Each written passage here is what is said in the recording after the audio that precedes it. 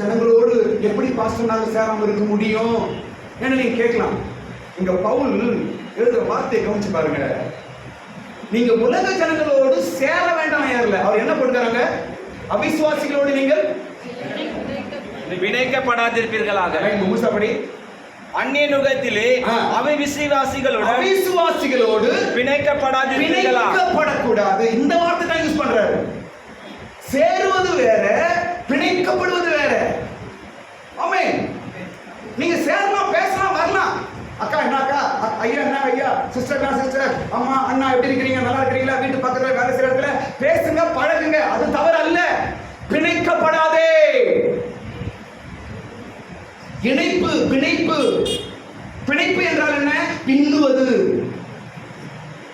பிணைக்கப்பட வேண்டாம் என்று பவுல் எழுதுகிறார். நீ அவிசுவாசிகள் உலக ஜனங்களோடு பின்னி பிணைஞ்சு இருக்காத.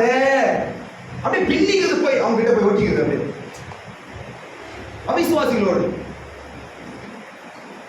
அவன் பாவம் செய்யறவன், அக்கிரமம் செய்யறவன், துன்மார்க்கம் செய்யறவன், கடவுளை நம்பாதவன், ஜெபம் பண்ணாதவன், பரிசுத்தம் என்ன தெரியாது அவனுக்கு, அவன் பேசுறதெல்லாம் கெட்ட வார்த்தை, அவன் செய்யறதெல்லாம் திருட்டு தொழில், அவன் பண்றதெல்லாம் மோசம், அவன் கிட்ட போய் நீ பிழிஞ்சி அப்படி ஒட்டி அப்படி இணைஞ்சி அப்படி முறுக்கி நின்னா நீ தான் தீட்டுப்பட்டு போவ.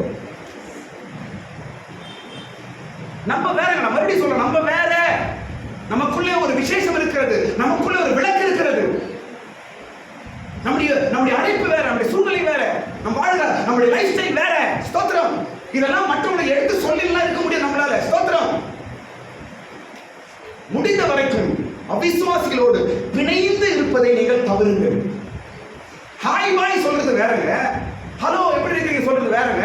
எல்லாத்திலும் போய் பிணைஞ்சு ஒட்டி அப்படியே உரமாடி அப்படியே கேட்சி முட்டியில் இருக்கிறது எப்படிங்கிறது. அப்படிலாம் இருக்க வேண்டிய அவசியம் கிடையாது.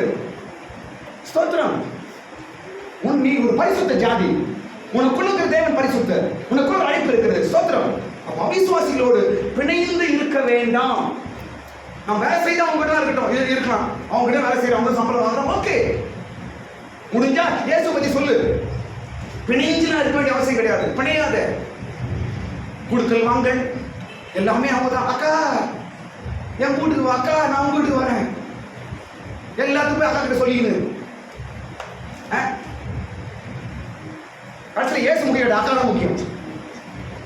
கஷ்டத்தை போய் இயேசு கிட்ட சொல்றது, அக்கா கிட்ட போய் சொல்றேன். எந்த அக்கா? அந்த அக்கா, அந்த மலைக்கு போற அக்கா, அந்த கோயிலுக்கு போற அக்கா, அந்த அக்கா கிட்ட போய் சொல்லி.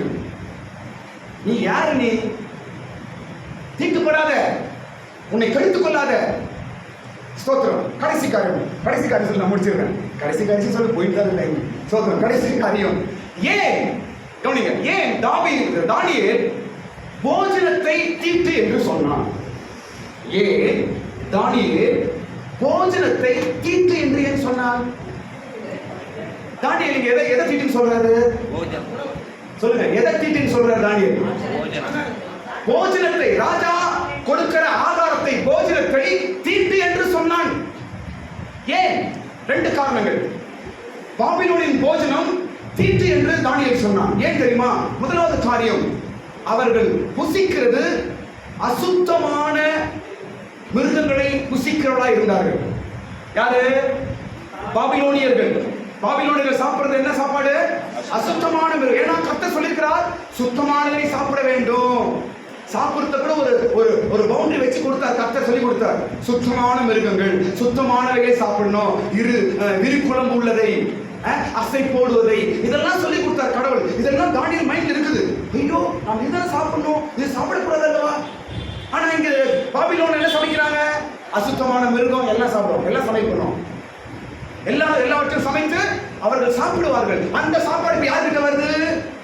தானியேல் கிட்ட வருது. அப்ப தானியேல் நினைக்கிறான், ஐயோ இது அசுத்தமானதாச்சே, இது அசுத்தமான மிருகமாச்சே, நான் சாப்பிடக்கூடாது, என்னை நான் தீட்டுப்படுத்த மாட்டேன். இரண்டாவது விஷயம், ஏன் ஆகாரத்தை தீட்டு என்று சொன்னான் தானியேல்?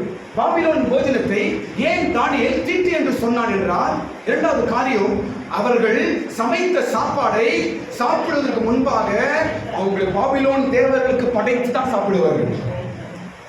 அதனால் தானியேல் அதை என்ன என்று சொன்னான்? தீட்டு என்று சொன்னான். ஸ்தோத்திரம். இதுல ஒரே விஷயம் நான் சொல்லி முடிக்கிறேன். ஒரே விஷயம், அசுத்தமான மிருகத்தை சாப்பிடக்கூடாது என்று தானியேலுடைய தீர்மானம். அசுத்தமான மிருகம், மிருகம் என்றால் மனிதன். இதை நான் வசனம் எங்கள் வீட்டிலேயே படிங்க. தீத்து 1 அதிகாரம் 12 வசனம், யாக்கோபு 3 அதிகாரம் 7 வசனம், ஏசாயா 35 அதிகாரம் 9 வசனம். இது 3 வீட்டில் நீங்க படிச்சு பாருங்க. நீங்க ஸ்தோத்திரம். இங்கு அசுத்தமான மிருகம், மிருகம் என்றால் மனிதன். ஸ்தோத்திரம். அப்போ அந்த அசுத்தமான மிருகத்தை நாம் சாப்பிடக்கூடாது, அது எனக்கு தீட்டு என்று தானியேல் சொன்னான். அப்ப அசுத்தமான மிருகம் என்றால் மனுஷர்கள். ஸ்தோத்திரம்.